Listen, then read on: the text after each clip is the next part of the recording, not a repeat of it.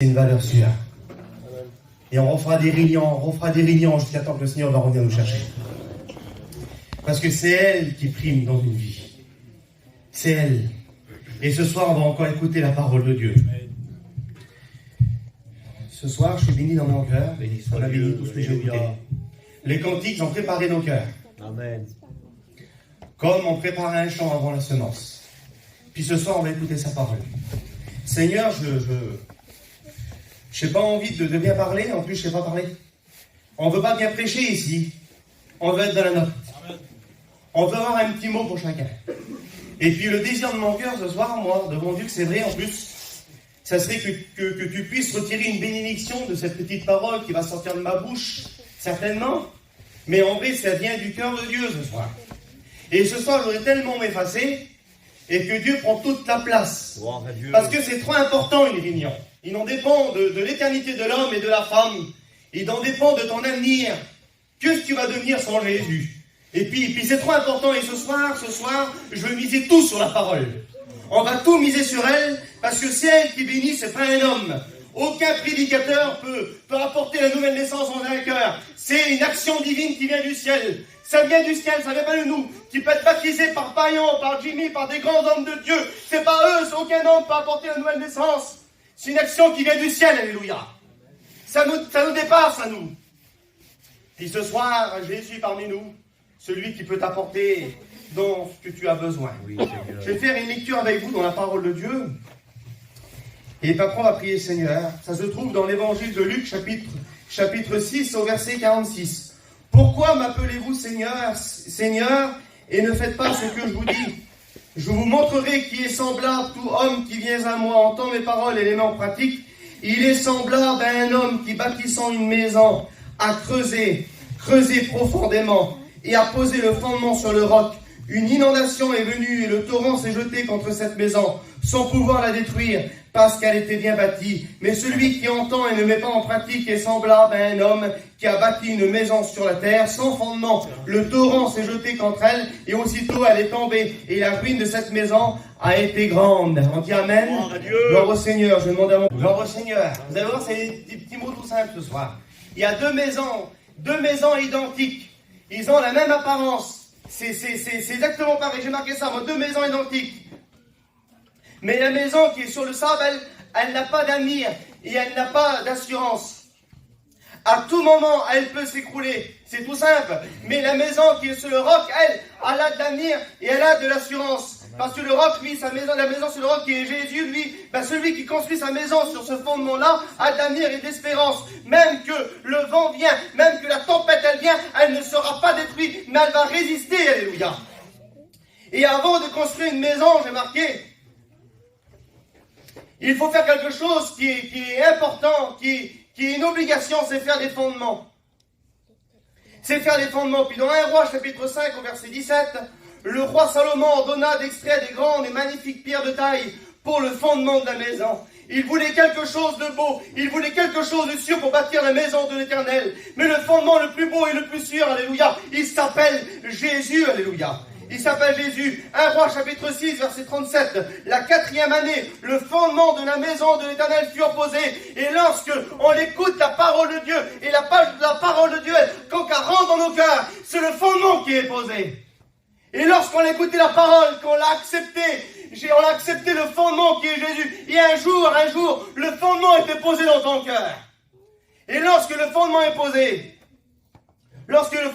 dans 1 Pierre chapitre 2 verset 6, car il est dit dans les Écritures, voici je mets en Sion une pierre angulaire, choisie, précieuse, et celui qui croit en elle ne sera pas déçu. Éphésiens chapitre 2 verset 21, Jésus-Christ lui-même étant la pierre angulaire, en lui tout l'édifice bien couronné s'élève pour être un temple saint dans le Seigneur. Et un édifice c'est quelque chose qui va grandir, qui va édifier. Et lorsqu'on a posé le fondement, Jésus la pierre angulaire, lui, et puis là on va être béni, on va être enrichi, et puis il va y avoir un édifice qui va se soulever, et la maison va prendre de l'ampleur. La maison va se construire. Et puis lorsqu'on construit notre maison sur Jésus qui est le roc, et puis là ça se construit. Et puis c'est ça si vous voulez, Jésus lui, celui qui renforce les murs de la maison. C'est celui qui stabilise la maison. Parce que c'est vrai que s'il arrive de trembler, il y a un homme qui disait, moi il m'arrive de trembler, mais sur le rocher sur lequel je suis, il ne tremble jamais. Et c'est vrai que le vent peut venir, la tempête peut venir. Mais la maison, elle va rester stable. Elle va rester renforcée parce que Jésus est celui qui renforce les murs. Jésus est celui qui renforce les murs. Dans Actes chapitre 16 au verset 26, lorsque Paul et Silas étaient en prison, un tremblement de terre est venu toucher le fondement de la prison. Et les murs en tremblaient. Les murs de la prison en tremblaient. Ah ben le tremblement de terre, lui, il peut venir toucher le fondement qui est Jésus. Jésus ne tremblera pas. Parce que si le fondement est touché, là, à ce moment-là, les murs ont bougé. Mais Jésus, lui, personne ne l'atteint, personne ne le touche. Alors nos murs à nous vont rester stables. Parce que nous n'avons pas un fondement fait de main d'homme. Nous avons le fondement qui est Jésus, alléluia. Le fondement qui est Jésus. Dans Jean chapitre 10, verset 28, je leur donne la vie éternelle. Elles ne périront jamais et personne ne les ravira de la main de mon Père. Preuve que Dieu nous protège est marqué dans le psaume chapitre 20, verset 2. Que l'Éternel t'exauce au jour de la détresse. Que le nom de Dieu de Jacob te protège est marqué. C'est vrai que nous avons un Dieu qui nous protège. Le psaume 59, verset 2. Mon Dieu, délivre-moi de mes ennemis. Protège-moi contre mes adversaires. Le psaume 60, verset 14. Le secours de l'homme n'est que vanité. Aucun homme peut apporter du secours à un autre homme. Aucune solution ici-bas sur la terre. Il faut que ça vienne du ciel. Le secours de l'homme n'est que vanité. On peut rien attendre des autres. Dieu protège la maison qui est fondée sur le roc qui est Jésus. C'est vrai que la maison, elle est protégée.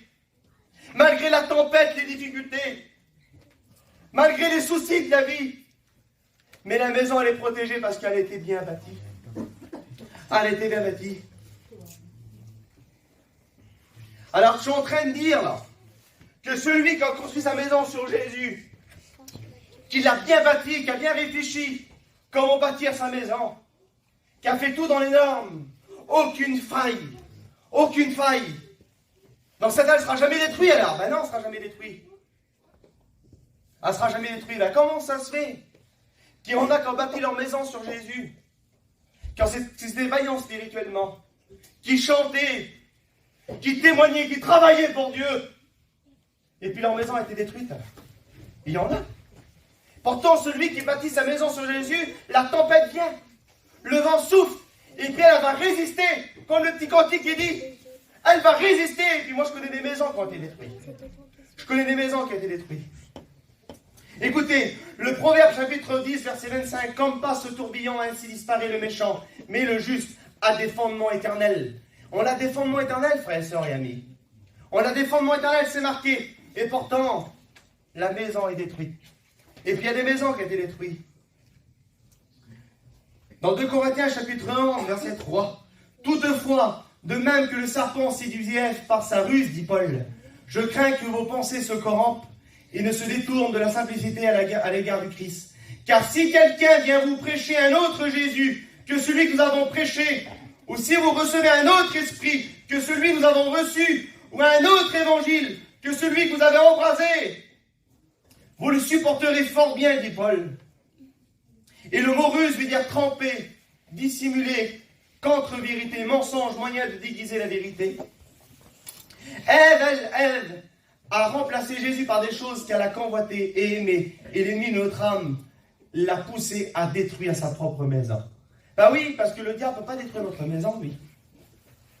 S'ils sont dans ma main, personne ne pourra les ravir de la main de mon Père, dit Jésus. Personne ne peut nous atteindre. Mais le diable a poussé Ève à détruire sa maison. Personne ne l'a obligé, mais elle l'a détruit. Plus beau foyer qu'a eu. Foyer extraordinaire, c'est Dieu qui l'a créé. C'est Dieu qui les avait unis. Et puis elle a détruit sa maison. Et puis c'est marqué de toute façon dans le Proverbe chapitre 14, verset 1. La femme sage bâtit sa maison. Mais la femme insensée la renverse de ses propres mains. Et puis le diable, lui, qu'est-ce qu'il fait? Il te pousse à détruire tes murs. Il te pousse à détruire ta maison. Il te pousse à arracher les portes. Il te pousse à arracher les fenêtres. Et puis combien qu'on laissait accès au diable? Il les a poussés, ils ont été séduits par une forme d'évangile, par un autre Jésus, par quelque chose qui les a séduits. Ils ont été poussés à détruire leur propre maison. Il ne peut pas toucher le fondement. Nous avons des fondements éternels. Il ne peut pas les toucher. Oui, mais les murs aussi, les murs, c'est nous qui les bâtissons. Sur Jésus, comment as-tu bâti ta vie ce soir? Comment est ta maison? Dans quel état est ta maison? Dans quel état est ton foyer? Dans quel état est ton cœur? Dans quel état est ta vie ce soir? Il y en a peut-être qui ont laissé des failles. Et l'ennemi en a profité pour tout détruire. Pour tout détruire. 2 Timothée, chapitre 4, verset 10. Car Démas m'a abandonné par amour pour le siècle présent. Voilà un homme qui a bien détruit sa maison. Il a tout laissé, lui. Par amour, par les convoitises du monde, par les problèmes de la vie, certainement, par le découragement. Et puis lui, il a commencé à détruire les murs, à tout enlever ce qu'il avait construit sur Jésus. À tout enlever. Il y en a qui ont mis du temps à construire leur maison, des années, des vies chrétiennes extraordinaires, et tout d'un coup, on ne comprend rien du tout. Qu'est-ce qu'ils ont eu, ces gens-là? Eh ben, l'ennemi, lui, est venu, puis il les a séduits. Une forme de séduction qui est rentrée dans leur cœur. Mais vous n'êtes pas des extraterrestres, hein? Demain, ça peut m'arriver à moi aussi. Parce que l'ennemi, notre âme, il est fort. Mais il faut être encore plus fort que lui, il faut le rejeter. Puis il y en a qui n'ont pas réussi, ils n'ont pas réussi à discerner ces choses-là. Une forme de séduction est rentrée dans leur cœur.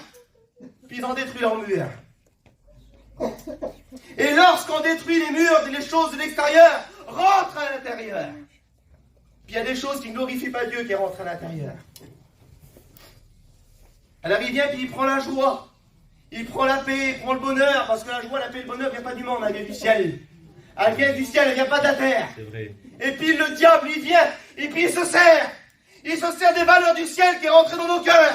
Il vient, puis il prend, puis il sert, il détruit, il vient, il en profite. Une maison, pour qu'elle est bien assurée, les frères sont là pour me le dire, bon c'est pas trop important, c'est pas doctrinal, mais pour qu'une maison soit assurée, il faut qu'elle est hors vent et hors eau. Il faut qu'elle est fermée pour l'assurer. L'assurance ne l'assure pas autrement. Et puis ici, tu as détruit tes murs. Puis ici, tu as arraché les fenêtres, tu as enlevé la porte. Tu as laissé les choses de l'extérieur rentrer à l'intérieur, tu n'es plus assuré. Tu n'es plus protégé par Jésus. Parce que le diable, il a accès. Le diable, il a accès. David disait, je me couche et je m'endors en paix. Car toi seul, tu mets la sécurité dans ma demeure. Jésus, celui qui met une sécurité dans le cœur. Jésus, celui qui met une sécurité dans un foyer, dans une vie. Mais dis, toi seul, tu mets la sécurité dans ma demeure. Toi seul, rien d'autre que toi, Seigneur. Il avait bien compris, David, qu'il ne pouvait pas servir deux dieux en même temps. Et toi seul, qui sers-tu ce soir, toi? Ou que tu as laissé ton Jésus? Tu l'aimes de tout ton cœur, j'en suis sûr. On l'aime tous, le Seigneur, ce soir. On l'aime tous, le Seigneur. On l'aime tous, Dieu. Mais il y a des choses qui ont pris place. Dieu ne demande pas toutes les places. Dieu ne demande pas toutes les places. Hein. Il demande une seule place. Il demande la première. Il demande la première place dans ta vie. Il demande la première place. Écoutez, dans Ésaïe chapitre 12, verset 17, qui réduisait le monde en désert, qui ravage les villes et ne relâche pas ses prisonniers. Qui réduisait le monde en désert, qui ravage les villes et ne relâche pas ses prisonniers. Et puis vous savez, le diable, lui, a fait peut-être de ton cœur, de ta vie, un désert. Quelque chose qui ne prend plus vie. Dans un désert, il n'y a rien qui vit. Et puis peut-être que ta vie, c'est en foyer, c'est un désert ce soir. Il dit, qui réduisait le monde en désert et qui ravage les villes. Vous savez, comme quelqu'un qui ravage, il dit dans Jérémie chapitre 6, verset 26, car le dévastateur vient sur nous à l'improviste. C'est quelque chose qui dévaste, qui ravage, comme un tsunami, vous savez, sans retenue, sans sentiment, lui. Et il vient, et puis il détruit tout sur son passage. Il n'a aucun sentiment, le tsunami, quand il vient. Il détruit, il ravage, il ravage. C'est comme une tornade qui vient. Vous savez, j'en parlais un petit peu avec les frères, c'est pas ce qu'on est là. Et puis c'est vrai que c'est beau. C'est beau à expliquer parce que c'est une réalité. Vous savez, l'autre jour je parlais, et puis il y a mon petit frère qui disait, mon frère, tu sais, il dit une tornade, elle prend toute sa force, c'est dans l'eau. Et lorsqu'elle vient dans la terre, qu'elle fait du dégât, elle perd son énergie. Elle fait quand même du dégât quand elle vient sur la terre. Mais toute sa force, elle est dans l'eau. Et puis elle fait 100, 200 km dans la terre, puis elle s'éteint. Elle a plus d'énergie pour s'épuiser. Mais par contre, dans l'eau, rien ne peut l'arrêter. Elle peut rester dans l'eau plein de fois. Des fois, elle reste à 100 km des côtes. Il y a des vents qui viennent souffler sur la terre. Et puis tant qu'elle n'approche pas là, elle va rester dans l'eau. Mais tant qu'elle approche, elle va faire du dégât dans la terre et elle va s'éteindre. Alors, vous savez, quand Jésus est dans la barque, la Bible dit qu'un tourbillon va se lever. Jésus, là, au milieu du lac de Galilée, il est pas sur la terre. Et puis là, il n'y a rien pour l'arrêter au tourbillon, là. Il est dans l'eau, lui. Ben, Jésus dit, tais-toi. Et puis le tourbillon s'arrête. Aucun homme pouvait le faire taire. Et puis Payan disait, lui, c'est comme si il avait mis une muselière qui lui fait fermer sa gueule. Et c'est ça qu'il a fait. Il tais-toi, chute. Et puis le tourbillon, il a arrêté tout de suite. Et puis ce soir, la tempête qui vient ravager ta vie, là, ben, Jésus peut dire, tais-toi. Mais il faut le vouloir ce soir. Il faut lui demander. Il faut lui demander ce soir. Et puis Jésus, celui qui peut arrêter la tempête dans ton cœur et dans ta vie. Alors Jésus nous décrit la scène dans Luc chapitre 11 au verset 21. Lorsqu'un homme fort et bien armé garde sa maison et ce qu'il possède est en sûreté. Et puis c'est vrai que le diable, lui, est appelé l'homme fort. Et lui, il est bien armé. Et tout ce qu'il possède, lui, dans lequel il se confie, il est en sûreté. Et c'est vrai qu'il est fort. Il ne faut pas sous-estimer combien de foyers qu'il a détruits, combien de vies qu'il a détruits, combien de vies qui ont tourbillon passé là, combien de ravages qu'il a fait. Mais lorsqu'un homme plus fort que lui s'est marqué, mais si un plus fort que lui, ça c'est Jésus, alléluia, survient le temple, il lui enlève tous les armes dans lesquelles il se confiait, il distribue ses dépouilles, et puis Jésus, lui, il est appelé l'homme le plus fort. Et c'est lui qui l'a vaincu, alléluia. Mais c'est vrai qu'il a fait du dégât, mais Jésus le plus fort, il est là. Amen. Et Jésus le plus fort, lui, il a une solution. Et Jésus le plus fort, il peut réparer ce que l'homme fort a fait. Jésus le plus fort, il nous honore de sa présence ce soir. Il l'a vaincu à la croix. Il lui a écrasé la tête. Il lui a écrasé la tête. Gloire au Seigneur. Et puis écoutez dans Isaïe chapitre 58, au verset 11, l'Éternel sera toujours ton guide, il rassasiera ton âme dans les lieux arides, il te redonnera de la vigueur à tes membres, tu seras comme un jardin arrosé, comme une source dont les eaux ne se tarissent pas, les siens rebâtiront sur l'ancienne ruine, tu leur raveras le fondement antique, on t'appellera réparateur des brèches, celui qui restaure les chemins, qui rend le pays habitable. Et combien de foyers ils ne sont plus habitables? S'ils peuvent vivre chez toi, c'est invivable, tu ne peux plus rester comme ça. Mais Jésus rend ton foyer habitable ce soir.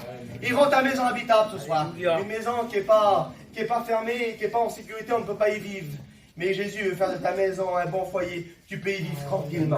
Jésus peut apporter la paix dans ton cœur. Jésus peut apporter la joie et le bonheur. Jésus peut te redonner ce que le diable t'a enlevé. Jésus peut réparer ce que le diable a fait. Et Jésus est l'homme le plus fort. Amen. Vous savez, les fondements, vous ne les voit pas dans une maison.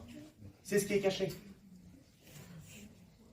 Dans Hébreux chapitre 3, verset 4, chaque maison est construite par quelqu'un. Mais celui qui construit d'autres choses, c'est Dieu. C'est Dieu qui construit d'autres choses. Par le moyen de la croix. Parce que vous savez, des fois, vous savez, une ruine. Parce qu'il y en a qui l'envie, c'est une ruine. Et puis, je regardais ce que veut dire le mot ruine. Regardez, c'est tout simple.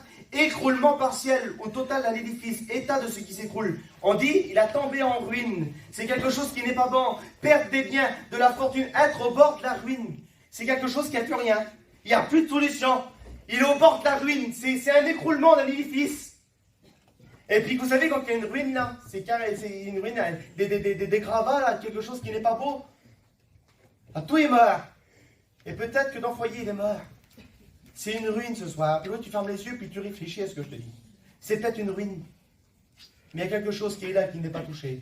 Et personne ne voit. C'est le fondement. Le fondement ne bouge pas. Le fondement ne touche pas. Il est en dessous de la terre. Mais on ne peut pas l'enlever. Il est là. Ça veut dire que le fondement qui a été posé dans ton cœur, on ne peut pas l'enlever. Le jour où tu as rencontré Jésus, ça que tu as reçu dans le cœur, là, que personne ne pouvait l'apporter, tu l'as toujours en toi. Tu as toujours ce fondement en toi. Mais tu avais une ruine, ben, c'est pas grave ce soir. Jésus le plus fort, il est là. Et puis écoutez, je ne peux pas niquer parce que j'ai trop éloigné les pierres, moi. J'ai trop fait de dégâts. J'ai pris les pierres et je les ai jetées trop loin. J'ai trop fait de dégâts dans ma maison, là. C'est irréparable. Et des fois, on peut regarder la ruine et se tiennent la tête. Et on dit, comment je vais faire? C'est plus possible pour moi. Toute ma vie, je suis destiné à vivre comme ça. Jésus, non, il dit, parce qu'à la croix, le Seigneur, lui, il a vaincu, puis il a le moyen de rassembler les pierres. Puis il dit, écoute, c'est rien, viens, on va prendre des pierres ensemble. Et Jésus est avec toi. Et puis écoutez, il vient, puis il prend la pierre là-bas qui est difficile pour toi. Il donne un coup de main, il ramène la pierre. Et puis il dit, viens, maintenant, on va chercher l'autre là-bas. Et puis il ramène des pierres. Et je ne veux pas te donner de nom aux pierres ce soir. Ça sert à rien. Tu sais les pierres que t'as éloignées. Tu sais les pierres que t'as achetées trop loin. Et Jésus il les rassemble. Il dit, maintenant, on va bâtir ta maison. Maintenant, on va la construire ta maison. Laisse-moi te dire que Jésus peut reconstruire ta maison ce soir. Ta maison que tu n'y croyais plus, que personne n'y croyait, que ta famille n'y croit plus. Ben Jésus, lui, est mis sur toi. Il peut te dire, c'est possible pour toi de reconstruire ta maison. Dans 1 Samuel, chapitre 2, verset 35, je lui bâtirai une maison stable. Amen. Jésus te rebâtit une maison, mais stable. Une maison sûre. Et celui qui bâtit une maison a creusé. Et a creusé profondément. Alors l'autre, il a bâti sur la terre, lui. Ben oui, c'est facile sur la terre, sans aucun fondement. Ah, il a peut-être mis plus rapide, bébé, pour la monter, l'autre, à côté de lui. Parce qu'avant que l'autre à prendre un édifice, à prendre d'ampleur, pendant lui, il était en train de creuser dans les profondeurs, là. C'était dur, il se mettait à genoux, certainement. Il creuse. Et puis l'autre, sa maison, elle est montée. Puis l'autre est en train de fonder, là, chercher le fondement solide qui est Jésus. Alors, c'est vrai que la maison, elle est moins belle. Elle est moins envieuse. Mais il y a la paix à l'intérieur. Il y en a qui ont des belles maisons, mais il n'y a pas la paix. Il y en a qui ont le confort, mais ils n'ont pas la sécurité. Mais lui, la maison, elle est toute petite, elle n'est pas belle. Elle est moins belle, elle était dure. Il a souffert. Parce que pour être un chrétien, il faut être un homme. Pour être un chrétien, il faut être une femme. Et puis c'est vrai, mais alors, quelle sécurité? Là, l'épaisseur des murs. Le fondement qui est stable. Et personne ne peut rentrer. Personne ne peut rentrer dedans. C'est impossible. C'est impossible parce que c'est Jésus qui l'a bâti. Amen. Et puis je voudrais terminer ce petit mot avec vous, avec ce merveilleux verset de la Bible, dans 1 Roi chapitre 8 et au verset 28. Toutefois, Éternel mon Dieu, sois attentif à la prière de ton serviteur et à sa supplication. Écoute le cri et la prière que t'adresse aujourd'hui ton serviteur, que tes yeux soient nuit et jour ouverts sur cette maison. Puis moi je voudrais, moi je dis pour moi, ça voudrait que nuit et jour, que les yeux du Seigneur soient ouverts sur ma maison. Mais laisse-moi te dire que Jésus a les regards sur toi. Et Jésus a les regards sur ta maison. Alléluia.